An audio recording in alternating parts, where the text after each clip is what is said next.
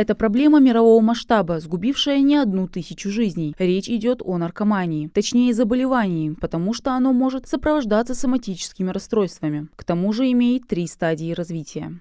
Неврастеническая, наркоманическая, энцефалопатическая стадия. Это болезнь, которая также имеет в своем составе, скажем так, зависимость как психологическую, так и физическую. Физическое – это когда тело употребляющего отказывается работать. В условиях отсутствия наркотика наступает так называемая ломка. И психологическая зависимость – это когда человеку не хватает чего-то в жизни, будь то элементарное привыкание к известному веществу или быстрому удовлетворению средством, якобы помогающим уйти от проблем. За десятилетия показатель таких людей в России вырос на 23% и достиг в 2021 году 296 миллионов человек. Эта страшная статистика коснулась и нашей республики. 1 декабря у нас по республике на учете состоят 1725 человек. В прошлом году за этот же период у нас было на 52 человека меньше. За 10 месяцев 2023 года,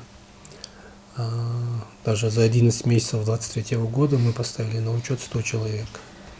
При этом 196 отказалось от медицинского свидетельства. Это те лица, которые в первый раз были направлены на медицинское свидетельство. Это говорит о том, что это уже 296 человек у нас получается. Как мы видим, ситуация ухудшается. Связано это с самыми банальными причинами. Одна из них – доступность запрещенных веществ. Сейчас их без заморочек может приобрести даже школьник. Социальные сети кишат так называемыми продавцами кайфа. Или же просто можно подружиться с употребляющим. По статистике, каждый наркозависимый вовлекает вслед за собой до 4 человек. А некоторые вовсе могут получить свою дозу из обычных медицинских препаратов. Недобросовестные предприниматели открывают аптеку, прикрываясь аптечной деятельностью, но изначально открылась эта аптека для того, чтобы распространять сильнодействующие лекарственные препараты. Но, как показывает практика, чаще всего это происходит, покупка-продажа происходит с рук. Какие-то есть каналы, где они привозят эти аптечные препараты, где они торгуют этими препаратами, распространяют эти препараты.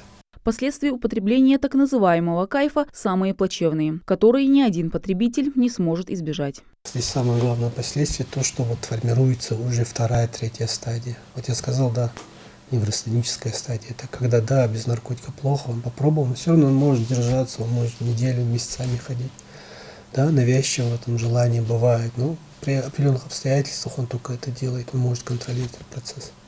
2-я стадия – это наркоманическая, когда сама зависимость. Уже он перестает думать над тем, что это будет опасно для него, для окружающих. Его могут с работы уволить. Или же друзья узнать, что, соответственно, он потеряет авторитет, доверие их. И часто у него наблюдаются и ломки, и какие-то еще нарушения. И 3-я стадия – это уже энцефалопатическая стадия, когда уже морально-этическая деградация идет. То есть, если образно так сказать, мозг расплавляется настолько сильно, что он уже не может выполнять правильно свою функцию. И человек уже теряет такие качества, как сострадание, как жалость, как соблюдение гигиены, брезгливость, стыдливость. Ему уже не составляет труда обмануть, украсть, утащить, вести себя как-то недостойно. Как раз таки потребители столкнуться с этим морально-этическим разложением.